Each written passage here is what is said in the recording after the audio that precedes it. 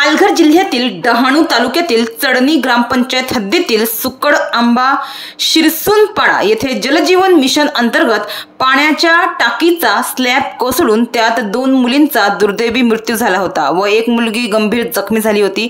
दिनांक 17 मार्च 2025 रोजी सायंकाळी 4 ते 5 वाजेच्या सुमारास ही घटना घडली होती।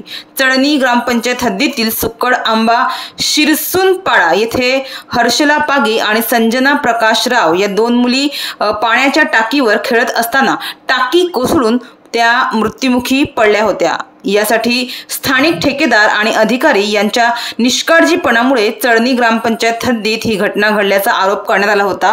पालघर जिल्ह्यात जलजीवन मिशनच्या योजनेत एकाच ठेकेदाराला अनेक कामे दिली जात असल्याने कामे निकृष्ट होत असल्याचा आरोप करण्यात आला होता। मात्र या प्रकरणी दोषींवर कारवाई व्हावी यासाठी सध्या सुरू असलेल्या विधिमंडळाच्या पावसाळी अधिवेशनात आज मंगळवार दिनांक 1 जुलै 2025 रोजी याबाबत डहाणू मतदारसंघाचे आमदार विनोद निकोले यांनी लक्षवेधी मांडली। या लक्षवेधी दरम्यान निकोले यांनी याद्वारे शासन दरबारी अनेक महत्त्वपूर्ण प्रश्न उपस्थित केले। उपस्थित केलेल्या लक्षवेधीवर राज्याचे पाणी पुरवठा मंत्री गुलाबराव पाटील यांनी सकारात्मक उत्तरे देत दुर्घटनेस जबाबदार संबंधित अभियंते पाते व शिंदे यांचे तत्काळ निलंबन केले। तसेच जलजीवन मिशन या योजनेचे काम करणारा हरेश बोरवेल यांना काळ्या यादीत देखील टाकण्यात आला आहे। सोबतच मृत व जखमी विद्यार्थ्यांच्या म्हणजेच या मुलींच्या कुटुंबियांना सरकारची मिळणारी आर्थिक मदत ही वाढवून देण्यासाठी देखील निकोले यांनी मुख्यमंत्री महोदयांकडे विनंती केली, अशी माहिती आज निकोले यांच्या पावसाळी अधिवेशनातील लक्षवेधीतून समोर आली आहे। पाहूया। अध्यक्ष महोदय, माझ्या पालघर जिल्ह्यातील माझ्या डहाणू मतदारसंघामध्ये सुकड आंबा शिरसोनपाडा येथील जल जीवन मिशन अंतर्गत जी पाण्याची टाकी बांधण्यात आली त्या पाण्याच्या टाकीचा स्लॅब खाली कोसळून 17 मार्च 2025 रोजी सायंकाळी 4:30 वाजता उपाध्यक्षांना बोलवा 2 मुलींचा दुर्दैवी मृत्यू झाला। एक मुलगी गंभीर जखमी झाली। ह्या मुली शाळकरी मुली होत्या। अध्यक्ष महोदय, 2 दिवसापूर्वी सुकड आंबा या ठिकाणी मी जाऊन आलो। अजूनही त्या शाळकरी मुलींचा ज्यांचा मृत्यू झाला त्यांच्या कुटुंबाला अजूनही न्याय मिळालेला नाही। अध्यक्ष महोदय, या कामाच्या हे काम हे निकृष्ट दर्जाचं झालं होतं। त्या कामाची चौकशी करण्याची जबाबदारी ही उपअभियंता आणि कार्यकारी अभियंता यांची होती, परंतु यांच्या हलगर्जीपणामुळे या 2 शाळकरी मुलींचा दुर्दैवी मृत्यू झालेला आहे। माझा प्रश्न आहे की आजतागायत या अधिकाऱ्यांवर कारवाई झाली नाही। ती कारवाई आपण त्यांच्यावर करणार आहात का? त्यांना आपण निलंबित करणार आहात का? हा प्रश्न आहे। अध्यक्ष महोदय, या मुलींना ज्यांचा दुर्दैवी मृत्यू झाला त्यांच्या कुटुंबाला 1.5 लाख रुपये शिक्षण विभागाकडून त्यांना रक्कम दिलेली आहे। परंतु अध्यक्ष महोदय, ही आमच्या आदिवासी समाजाची चेष्टा असं मला या ठिकाणी म्हणायचं आहे। कारण 1.5 लाख रुपये आपण जीवाची किंमत करू शकतो का? म्हणून माझा प्रश्न या ठिकाणी असा आहे की ज्या मुलींचा मृत्यू झालेला आहे त्या मुलींच्या कुटुंबाला 10 लाख रुपये हे त्यांना दिले पाहिजे, त्यांना भरपाई दिली पाहिजे, त्यांना आर्थिक सहाय्य दिलं पाहिजे। तसंच जी मुली गंभीर जखमी झालेल्या आहेत तिला 5 लाख रुपये ही त्यांना अर्थसहाय्य झालं पाहिजे। आपण देणार आहात का?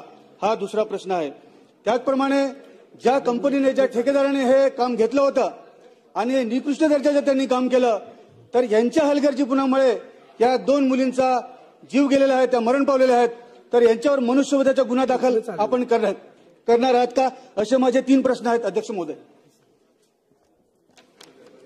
अध्यक्ष महोदय, आदरणीय निकोले साहेबांनी विचारलेल्या लक्षवेधीमध्ये जल जीवन मिशन अंतर्गत सुकडआंबा तालुका डहाणू जिल्हा पालघर येथे 4/8/2022 रोजी या योजनेला प्रशासकीय मान्यता देण्यात आली। त्याची मूळ रक्कम 2,74,00,000 आहे।